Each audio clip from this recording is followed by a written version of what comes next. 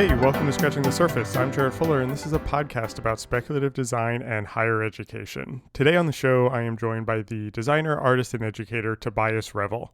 Tobias is currently the program director of graphic design at the London College of Communication, a founding director of the design research consultancy Strange Telemetry, and is working on a PhD in design at Goldsmiths. I don't really know how to summarize this conversation other than to say that it was really, really fun and really, really wide-ranging. Tobias's career has spanned graphic design, speculative design, design education, writing and research, and administration, and we talk about all of this in this conversation. We talk about the evolution of his own practice and working between art and design. We talk about how he started teaching and why he sees administration as a type of creative practice and the role of design education. We talk about terms like speculative design or critical design and what they mean and how we can think about them. And we talk about some of his current research around renders, around magic, around mysticism. I've been a fan of Tobias's work for a long time and could have talked to him easily for another hour. There's so much in this one that I think is just really, really interesting. If you like this show, I hope you consider supporting it on Patreon. We offer 3 monthly tiers, $3 for students, $5 for patrons, and $10 for super fans that give you access to all sorts of bonus content like a monthly members-only newsletter, early episodes, transcripts of every episode, and exclusive bonus interviews, all while helping to continue to support this show. So if you like Scratching the Surface, if you want to see it continue, I hope you consider supporting us on Patreon. You can visit patreon.com/surfacepodcast for all the details and to help support the show. Thanks for listening, and here is me with Tobias Revell.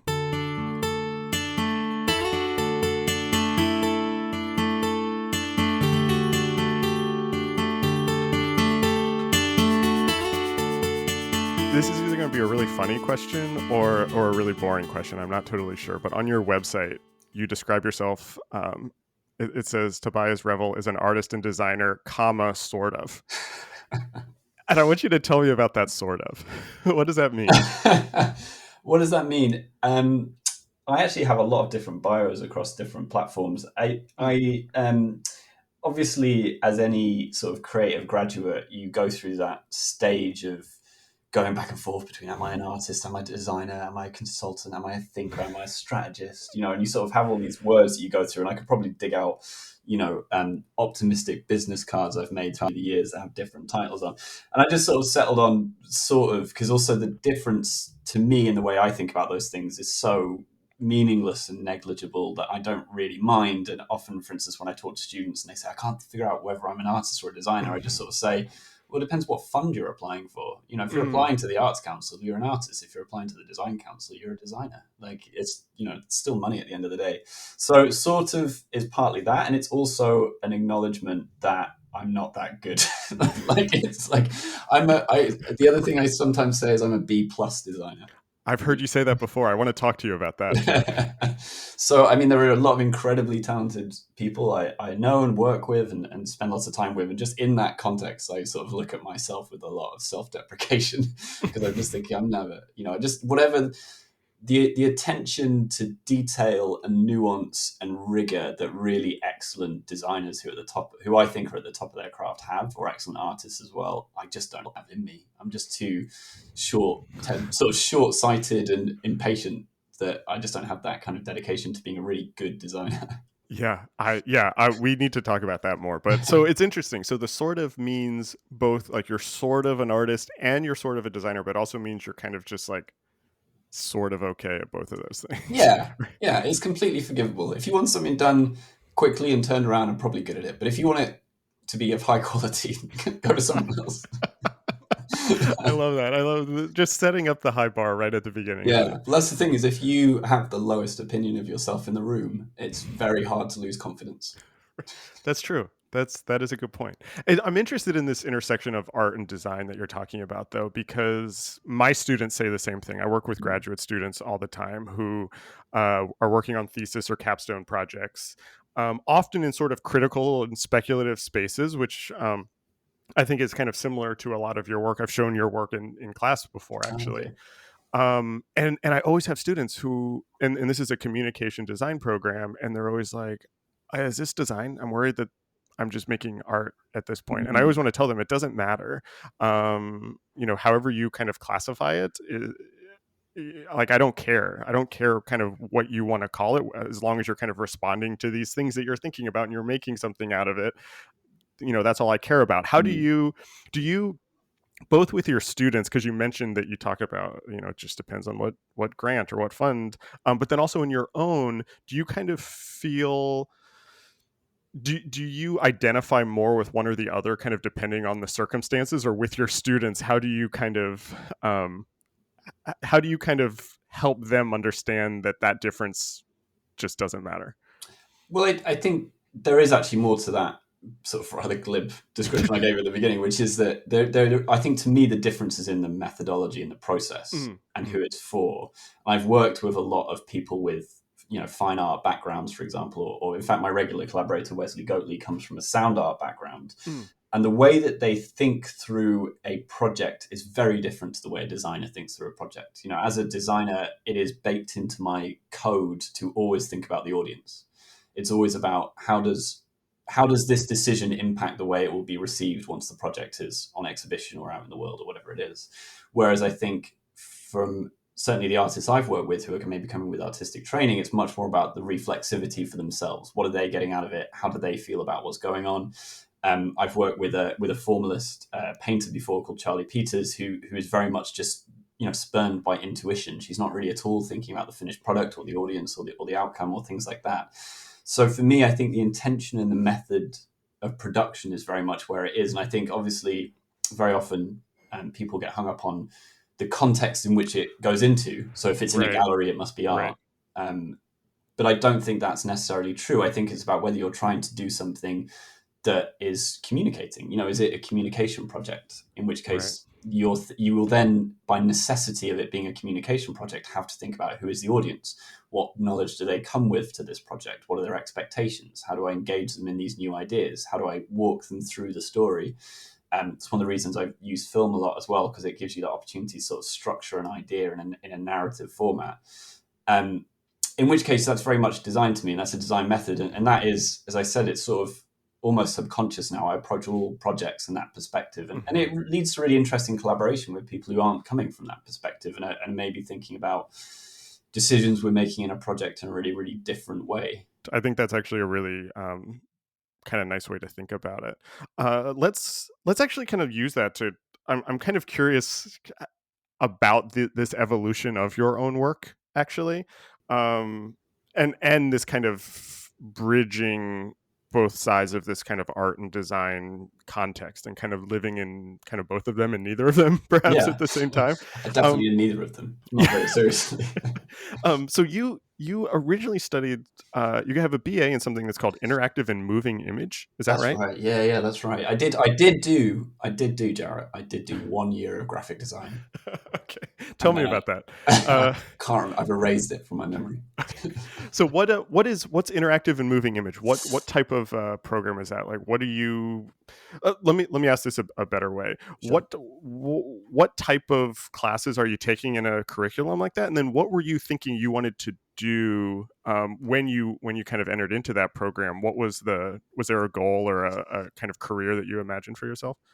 Those are all excellent questions, none of which have straightforward answers. So, interaction and moving image, as is now called Interaction Design Arts, it's a course that still Mhm. exists at London College of Communication, where I work, and it is renowned for its very particular ethos of both pedagogy and an approach to the subject, which is Mhm. deeply rooted in play and experimentation. So, what Mhm. attracted me to that was that um, it was sort of a non-teleological approach to design and almost an artistic approach to design. And why I moved over to that program was that it wasn't about getting really excellent at a particular skill set or a particular idea. It was sort of saying, what happens if we plug this thing into that thing? Does it make something interesting happen?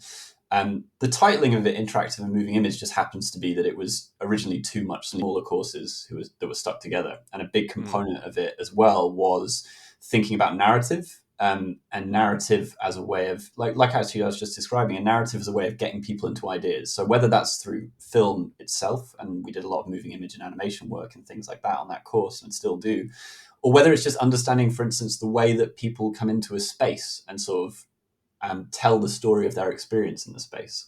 So the moving image aspect of it isn't so much about the media as this idea of thinking about experience as a narrative, I suppose.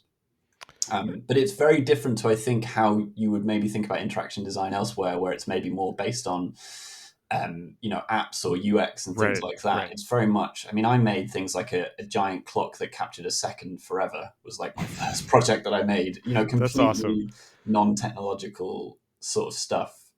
So it's a super interesting program. And the thing it really gave me as well was a reminder that design should be and can be fun. It should be Hmm. funny. It should be just about plugging things into other things and seeing what happens and having a laugh at the end of the day, Hmm. as well as taking the serious stuff seriously, right? So a lot of the projects we did were things about like science communication. So we did stuff around like sexual health and things like that, serious subjects, but approaching them with this idea of like narrative and play. And so you said you transferred into that. And so before that you were you studying graphic design kind of more proper? Studying is a very strong word for what I was doing with graphic design.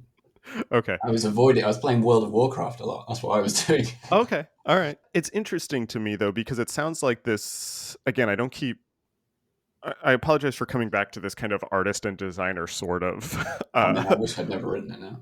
line, but it sounds like this crossing between both the art context and the design context was there from the beginning of this education, that was kind of almost embedded in some ways in this interactive and moving image curriculum. Yes, yeah, for sure, yeah, and definitely the way I'd say actually this is true of. I mean, LCC is where I've been now, as a student and now as a member of staff for it must be about 15 years at this point. Yeah, it must be. Has this dual mix of having a very experimental, critical, artistic approach to the world that involves poetry and play and things like that, while also being very industry focused, right? So it's an interesting balance when you look at whatever the course is, whether it's interaction or the graphic design courses I'm currently working with. There's a balance between these two sides that many people think are opposing, but make for a really powerful designer to be able to navigate those two different forms of practice. Can you talk more about how you do that? We're jumping around a little bit, Sure. because we were just talking about your time as a student, but now you're running the graphic design communication program Yeah. there, and I'm this is something I think about all the time. Is this I don't know the word. I keep saying balance, but balance isn't quite the right word. Between industry and experimentation, Mm. or commercialism and criticality, and I do think that that you do a great job of that balance, and I do think that the school is known for that. Can you talk about how you think about that and how you kind of let those two live side by side? Oh man, this is a very tricky thing because you can come at it from so many different angles. I think one of the problems we have is there is a conception from lots of different people, students, staff, the government in particular, that university is a place to become more gainfully employed. Hmm. Hmm. You gain skills necessary to make you more competitive in the job market, and thus anything that isn't explicitly towards that goal is therefore not going to help you get a job, basically. But we know that if you look at the desires of employers across a range of disciplines, not just within design, and many of our graduates go on to places that aren't in design, that they're looking for things that are more nebulous or more esoteric, maybe things like critical thinking, Hmm. creativity, Hmm. collaboration, problem solving, all those skills that designers are really excellent at. And it's not about being good at Photoshop. It's about being able to have a Right. difficult confrontational conversation with a client and walk them through an idea in a confident way, which is a much more valuable skill Hmm. than Hmm. being quite good at Photoshop. So it's articulating to everybody, and frankly, we need to do a much better job of it as a sector. But we need to do a much better job of explaining why being very good at Photoshop might make you competitive on immediate graduation, but it's going to be useless Yes. to you in 20 years' time. Yes. It's not going to Yes. be something that makes you a more sort of interesting person to work with. And the other side of it as well is this idea that you know the university should be a place for personal growth and fun and making Mm, some silly mistakes and doing interesting stuff, and not just doing another 3 years of incredibly expensive job training, right. which is a misconception that lots and lots of people have, and it's one we haven't done a very good job of dispelling and creating a value for university, really. Is that the job of the design educators or of the design schools to kind of communicate that these other skills are also, valuable in some way? And the reason, I mean, let me kind of like preface this, because I was just having this conversation with somebody the other day, about uh, like, for example, when I was in undergrad, I took 3 classes in Adobe Flash. I have never used Adobe Flash in my life since those. That's correct. Yes. Yeah, yes. And so I think about that with my students all the time. It's like, I'm not going to teach you software. You can learn that stuff on YouTube, and the YouTube videos are probably going to teach it better than I'm going to teach it anyway, and it's going to 100%. change all the time. So we're not going to spend time doing that. You figure it out. I know you know how to do it. Yeah. And also, I think it's a good skill for you to learn how to figure out this stuff on your own, because in 20 years, who knows what the technology is going to be, and you'll know how to kind of figure it out. Yeah. And I'm wondering if there's a switch. I've been kind of kicking around this theory lately that I want to throw at you, that maybe instead of kind of responding to industry, and this is a blanket statement, I realize, hearing what the industry wants students to learn. Oh, we want motion designers. We're doing apps now. We want a lot of app designers. And we're like, okay, let's add this to the curriculum. We need to have, React in the program now, or whatever. Yeah. What if the schools were saying, this is what it means to be a designer, or this is what it could mean to be a designer, and then we just kind of like throw all those students into the world and let the industry follow? You know what I mean? Well, I mean, the sciences largely do that, So I don't. So yes, you're entirely right, and I think it's actually a relatively recent. I mean, I obviously know the UK context a lot better, and I think it's a relatively recent switch, which is tied up in the changing of fees of not quite at US scale yet, but they're still increasing all the time, and obviously, therefore, it turns students into customers, and Right. they have a certain expectation of experience. And also, I mean, one thing that's very interesting is increasingly, for instance, when I was still doing open days and stuff, you're talking to parents as much as you are to students Right. about what because for them it's an enormous investment as Yeah. well. So you're right, and it should be the other way around. And we often talk about at UAL, we often say things about sort of not industry ready not getting graduates ready for industry, but getting industry ready for graduates, which is I love that. to you it's pithy, but there you go. Yeah. It works. It makes the point, I suppose. Yeah. But that's the point is we should have the other arrangement, and we should be the other way around. And universities should be respected as places where the future is sort of incubated.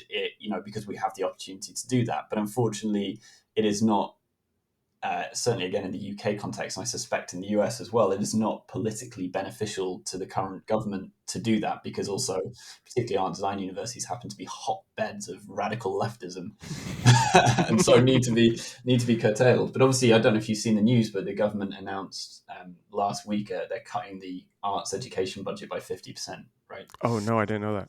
Which is for us isn't going to be too bad because of the scale we're on, but for universities that are maybe offering a range of disciplines and have a small art or design department, it's going to be catastrophic. They're going to be completely hobbled by this, and it just is a damning indictment of sort of the way that both the cultural sector and higher education have currently been politicized. I'm not sure exactly how to ask this question, but I'm kind of curious about your own. I want to kind of like use what we were just talking about and kind of trace your own kind of evolution as a designer, Okay. perhaps. And so you were in this interactive and moving image. You got an MA in design interaction shortly after that, I believe.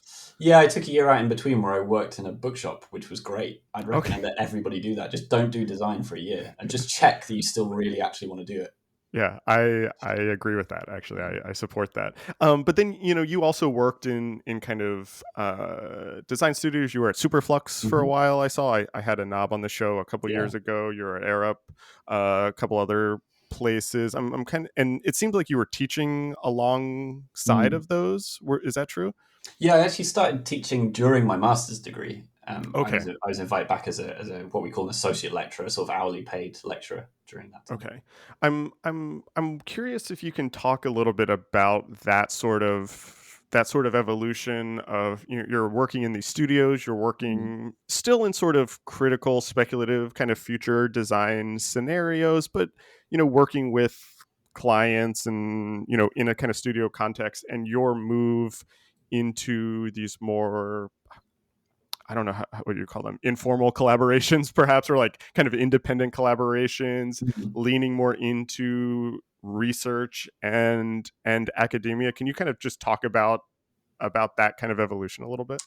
Yeah, sure. I did. I went to the RCA, Royal College of Art, and I've completely forgotten the name of the course. Design Interactions. That was it. Yeah, yeah. That obviously has a bit of a reputation as the sort of the place where speculative and critical design was kind of birthed and then brought out into the world. And studied there under Dun and Raby. And then when I graduated, I sort of didn't know what I wanted to do with it. It turned out that I was sort of into it, and I was actually sort of quite good at it as well, which was nice. It was sort of nice to realize that I had some ability to articulate sort of difficult to articulate some conversations about the future through designs and things like that. And I really didn't know, so I was just trying out lots of different things. And I was approached by Arup, which was great, and I worked with their Foresight team for about a year, I think. And that was one side of that whole sort of Foresight speculative design world, and then on the other side, working with Superflux, who obviously have at the time and still do have a sort of mainstream practice of working with clients as well as more artistic side where they're doing exhibition work. And I still, collaborate with Superflux to this day. They live just down the road from me, so I see it Nab and John all the time. And then finally also teaching, and then also doing my own practices and stuff. I started at this point also being invited to do things like lectures and talks and bits of writing. So I was really just fumbling around and just trying out different things to see what I sort of liked.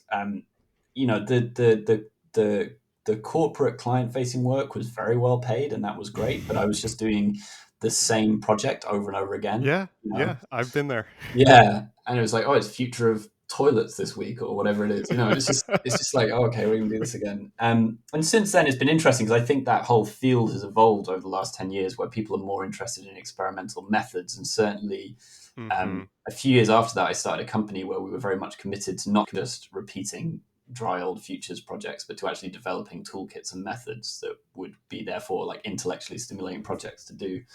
But then, I sort of stuck with teaching and really enjoyed teaching. Again, found out I was quite good at it. At least that's what my students' results seemed to show, which was nice to see.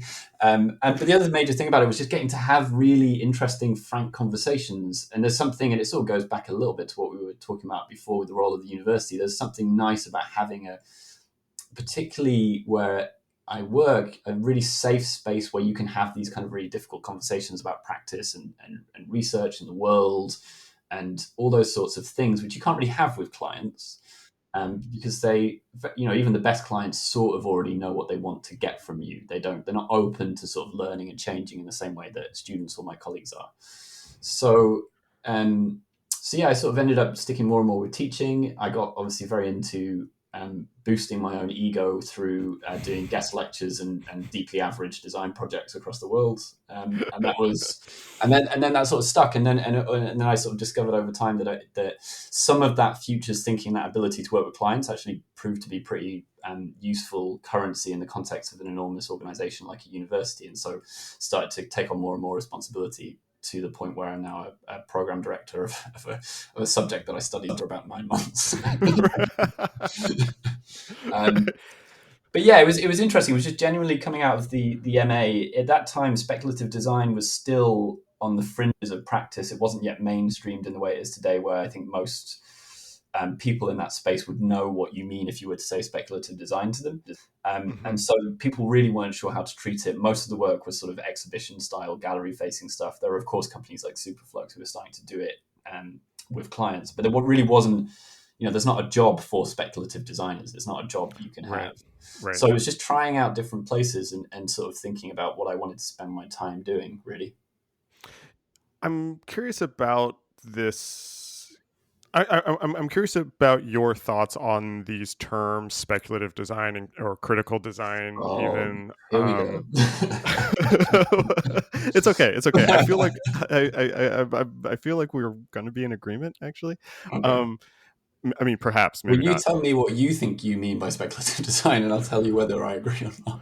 Well, I'm not sure. I mean, I'm not sure how to define these anymore. That's part Yeah, of my question. Is I feel like these have become empty terms in some ways, or it's like they've become an aesthetic that's fair. in some ways. It's like, hey, if your work looks like Meta Haven, it's critical design, you know, or if you have speculative everything on your bookshelf, Yeah, then then you're a critical designer. you got the bona fides. Right.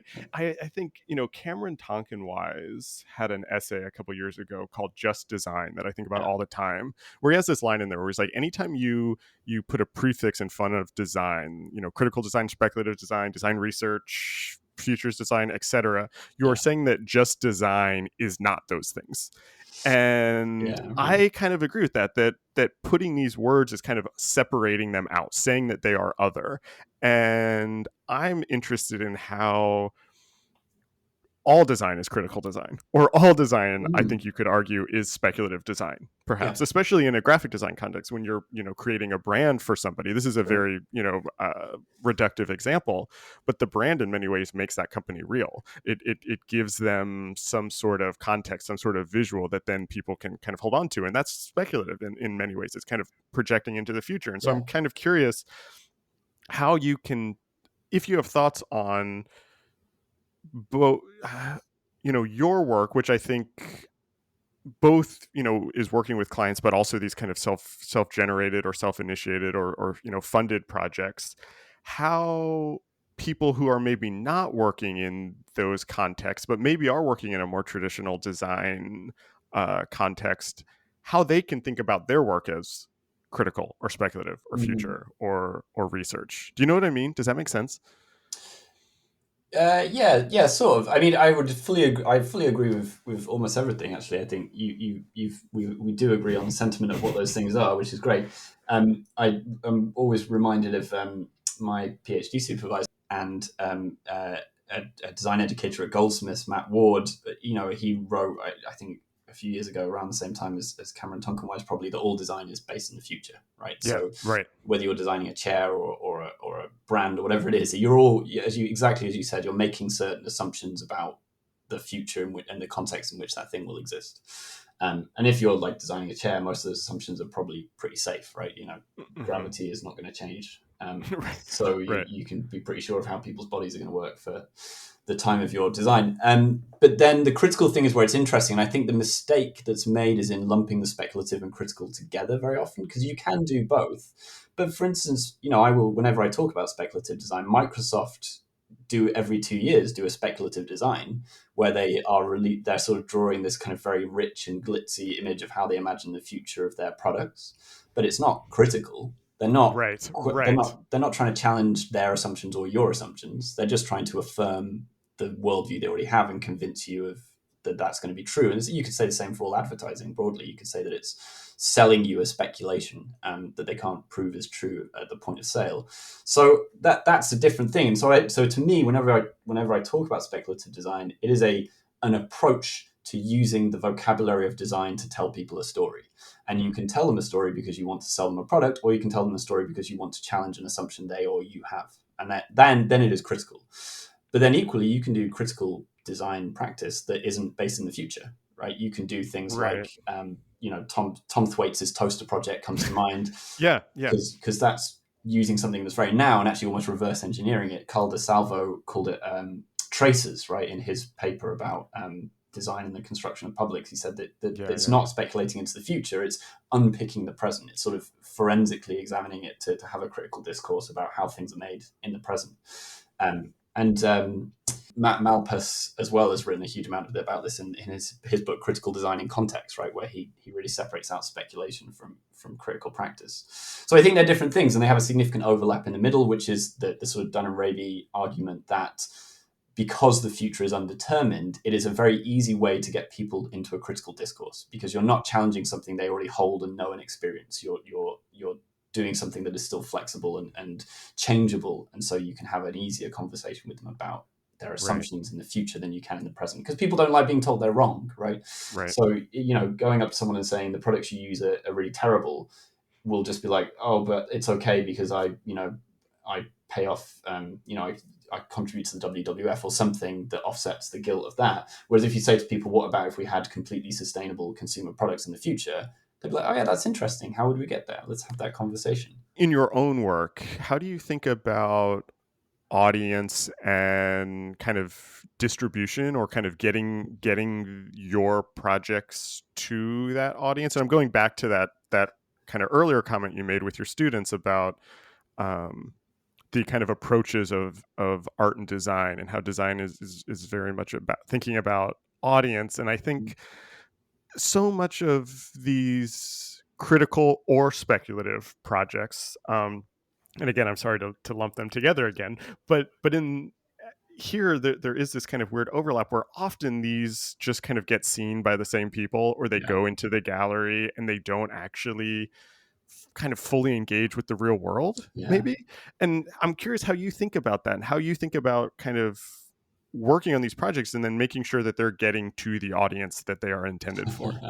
Well, there you run into the tricky phrase of impact, right? Which is what we're supposed to be measuring and assessing as good Oh, academics. don't get me started on the word impact. Which is super tricky, right? Because if you're designing a chair, again, to use like a really simple metaphor, you can measure the impact by how many chairs you've sold. Like it's quite a straightforward metric that you can use to assess whether you've been successful or how much profit you've made, for instance, on your chair. How do you assess the impact of an interesting dialogue?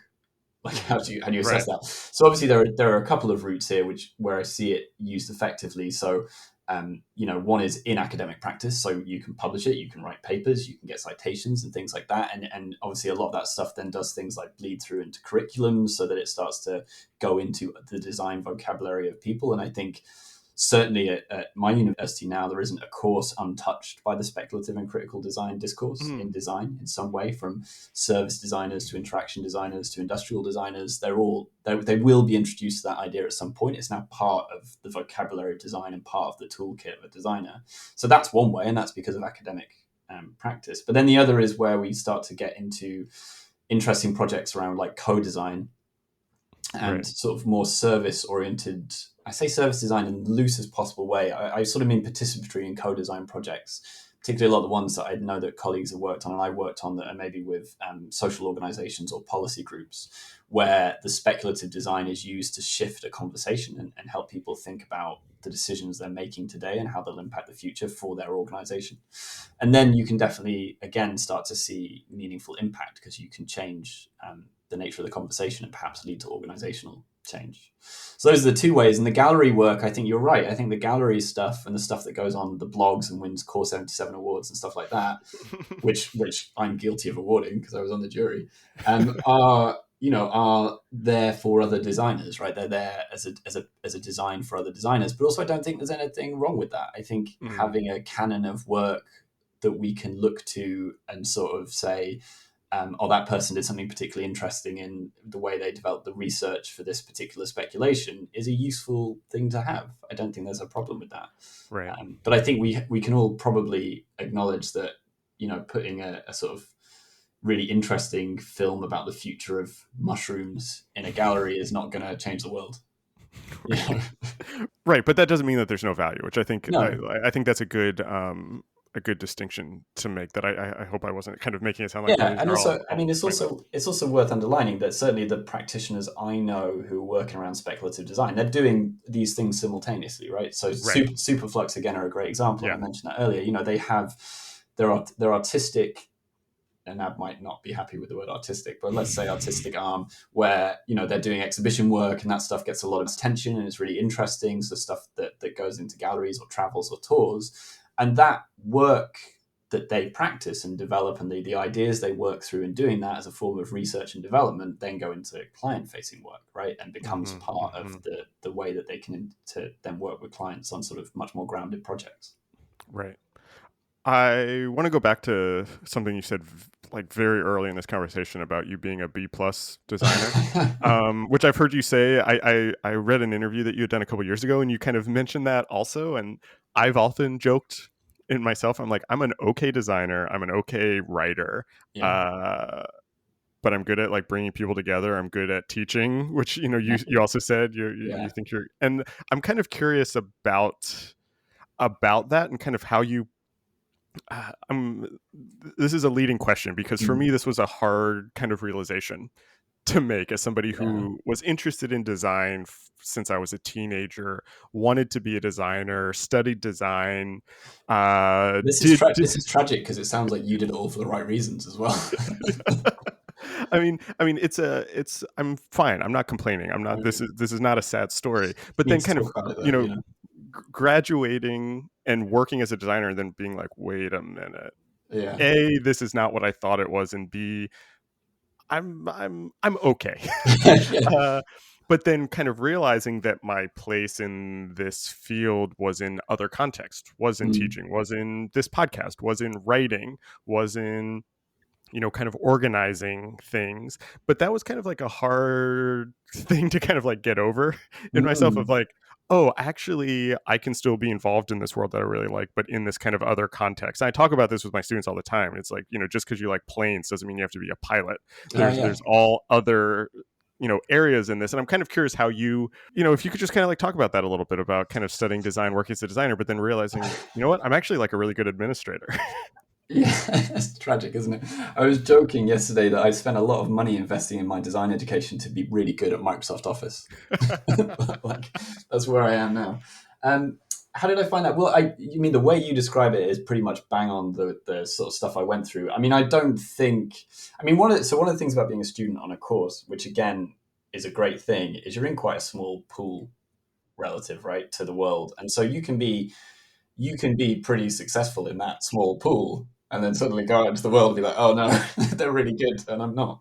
Um, and that's yeah, and that I don't think it was. I don't think I went through any particular tragic thing. I sort of always was like, so. I mean, this sounds quite cheesy, but it is true. The design part was a secondary vehicle for getting to meet interesting people and do interesting things. Right. It wasn't, it sounds like I had a very different background to you. I was just always, well, not very different, but I mean, my motivations for doing design were because, oh, look, the people doing the interesting music are all going to design school. Right. So I'm going to go there because I want to keep hanging Right. out with the cool people. Right. And even in my career today, it's like, I want to go to these conferences and events and stuff, not because I'm deeply interested in like publishing a paper, but I want to meet this person who I've been knowing for ages and I'm really Right. interested to Right. hear what they have to say. So the design was just a vehicle for doing that, really, and just genuinely meeting people and having interesting experiences. And one of the great privileges, I suppose, former great privileges now, really, of design and academia is you get to travel a lot, you get to meet some interesting people, you've got quite Yeah. a lot of levity in what you can do. It's not like accounting where there's basically one thing you can do. You're either accounting or not accounting. Right. In Right. design, you might go, you know what, I'm going to make a film this week. I'm going to give that a go. And that's kind of nice. Yeah. Yeah. So yeah, it was fine. But then also, yeah, I mean, my full bio is like, I can't remember what it is, like B+ designer, C- pop culturist, A+ administrator. It's like, I'm okay at design. I'm really out of touch with pop culture, but I'm very, very good at making money appear. I actually think you're right, and and kind of talking about the drive in design, because that actually was the same for me. Okay. It was. I realized later that it wasn't the design itself, but it was the ideas behind the design that I was Yeah. interested in. I like do not care about working with clients, and when I realized that was like a big part of it, I was like, okay, maybe this isn't for me. But these ideas, these questions, these people, that's the kind of that's the interesting part. Yeah. Do you think that you being an, what was it, A- administrator? A+, thank you. A+. Can you talk about that? I'm so interested in, I don't know if anyone else is, people probably turn off the show every time I Cool. bring this up. We're going to a new season of Scratching the Surface now, where it's just going to be bureaucrats. Yes, I'm so interested in the intersection of like creative practice and administration. Yeah. I find this such an interesting topic, and I Same. don't know if anyone else does, but I've been asking a lot of people about it on the show. Man. So we'll see if listeners start dropping off. Can you talk about that in your own work, and perhaps maybe how your background in art and design influences how you think about kind of working as an administrator? And I'm deeply fascinated by it. I'm deep into organizational theory. From Yeah, me too. David Graeber on downwards. Yeah. Into like the way that organizations work.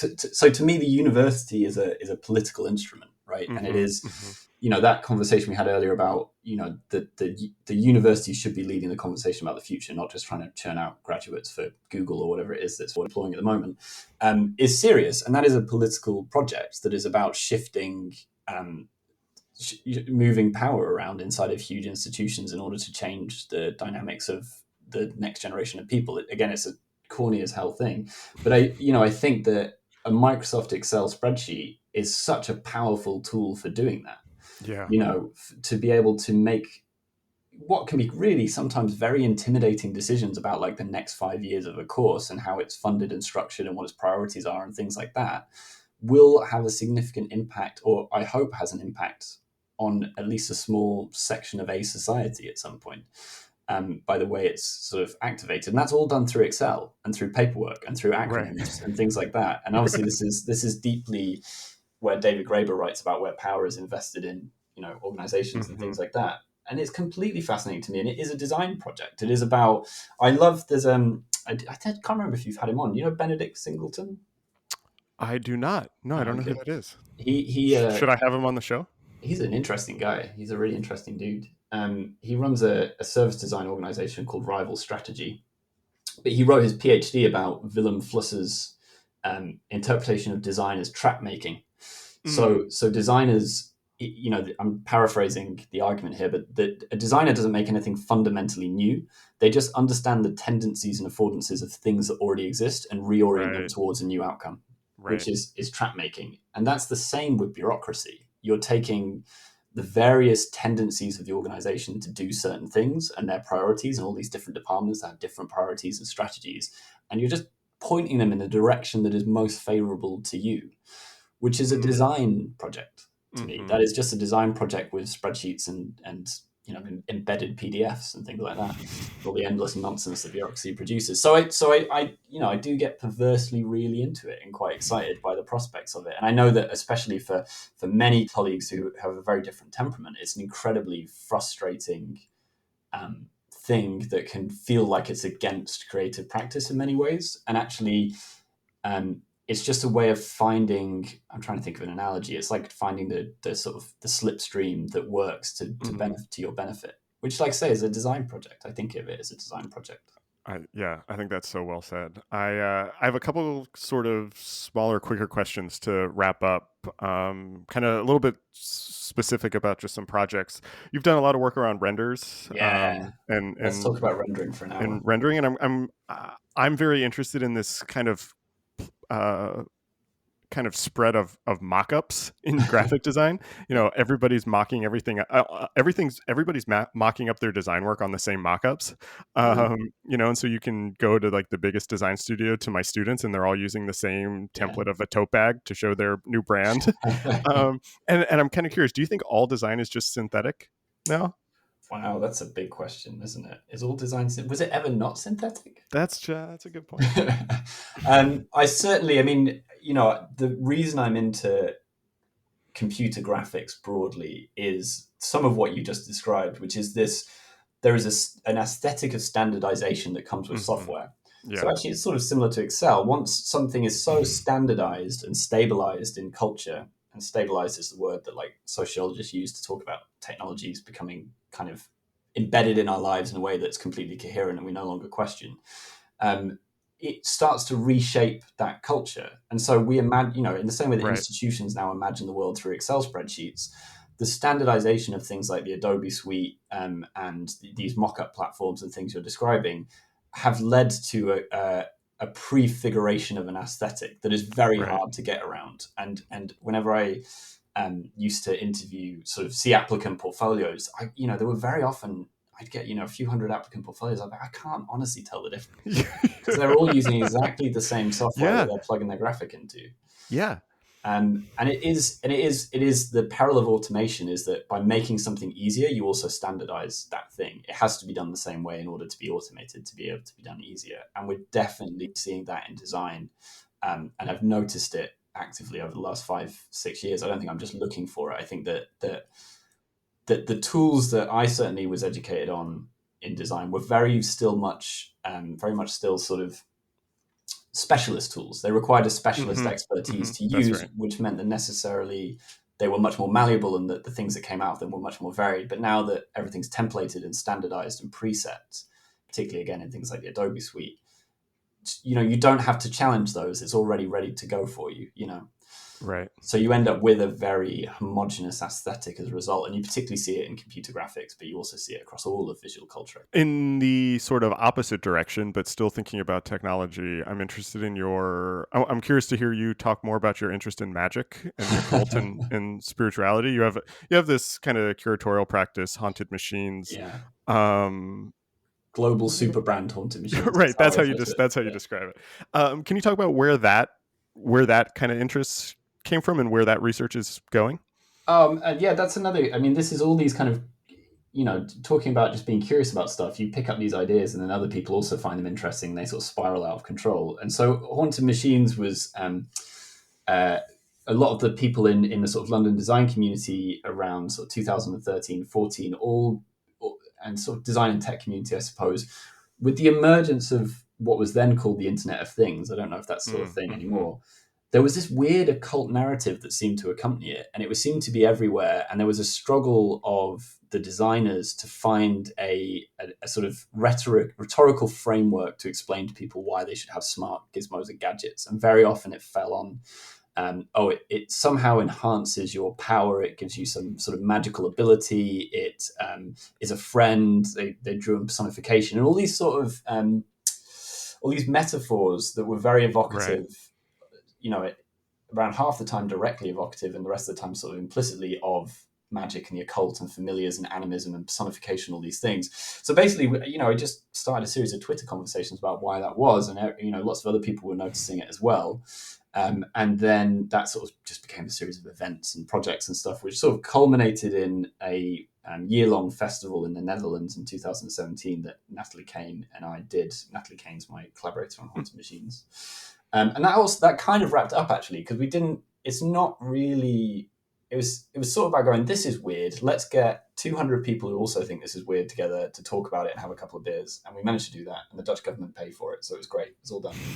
And magic. And magic, it's all done. But now I think the interesting thing has been since then the use of a similar narrative that's really emerged around artificial intelligence, and one that Yeah. artists and designers are also using to tackle the sort of the thorny issue of how do you talk to people about something that's so um, inhuman, not inhuman in like a monstrous way, but non-human. It's so non-human and so incomprehensible to us as an idea. You can understand its application, for instance, but you can't understand what actually is it. Like, what is it to have cognitive computation? And Right. so people see this a lot of with both artists, but also with developers. They're returning to this magical discourse and this idea of it being like superpower. What's next for you, or what's kind of top? What subjects are you thinking about now, or what's kind of consuming Well, your interest? if my PhD supervisor is listening, I'm definitely concentrating on my PhD for the foreseeable future and nothing else at all. I mean, the rendering stuff is very much what I'm into at the moment, and that is also partly the subject of my PhD, which is about sort of computational aesthetics, I suppose. Oh, interesting. And yeah, I'm just interested in, and it's so fascinating. So I was doing teaching this morning with about 40 students, I'd say, all graphic designers, undergraduate graphic designers, almost all of them, I'd say at least 95% of them using either Cinema 4D or Blender to do their work. Right. And I was talking to the tutor I was teaching with, I was going, this is so strange that this is now such a Yeah. part of like design culture. It's no longer a specialist thing. Yeah. And it goes back to that normalization of a certain aesthetic. And I think in rendering and 3D rendering, and I attach this to both things like cinema as well as video games, there is an enormous imaginative potential. I think the ability to do incredibly new things with visual culture that really introduce new ideas and new experiences is phenomenal. And that's super exciting. And there's so many people doing that work already. The tragic side of it, of course, is people then just turning into NFTs and making a load of money. But then the other side of this is also this fact that we are surrounded by a very rich, highly rendered, sparkly version of the future that limits the ability to imagine alternatives. So thinking about things like architectural renderings or visions of the future city or product visions, the benefit of a low fidelity visual is it engages the imagination a lot more, and it encourages the person looking at it, whether it's a render of the future city or a design for a product, to have to fill in the blanks, whereas overwhelming people with this aesthetic of kind of perfect glass, perfect steel, perfect concrete Right. the perfect experience, everything's super seamless, limits the ability to question those visions. I love that. That's actually like a nice summary of so much of what we talked about today. So I'll end with the last question that I use to end all of these. What are you reading right now? I'm actually reading Octavia Butler's Parable of the Sower at the moment, Nice. Which I've just never read, and I know that that's a massive oversight on my part. And I haven't either, and I have it on my Kindle ready to read because everybody's reading it right now, and I feel bad. So dark. I mean, I read _Handmaid's Tale and watched the series, and that was pretty heavy. But this it's a bleak old outlook, especially at the moment in the current context. It's just not. It's uncomfortable reading in some ways. I should. All right. I guess I need to finally start it too. Yeah, it's good. Tobias, this was great. I really enjoyed talking to you about all of these things. I'm a fan of your work. Thanks for being on the show. Thank you for inviting me. Thanks, Jarrett. Super nice. This episode was recorded on May 13th, 2021. Our theme music is by Andy Borgasani. We're on Twitter and Instagram at Surface Podcast. You can support the show on Patreon and find previous episodes wherever you get your podcasts and at scratchingthesurface.fm. Thanks for listening.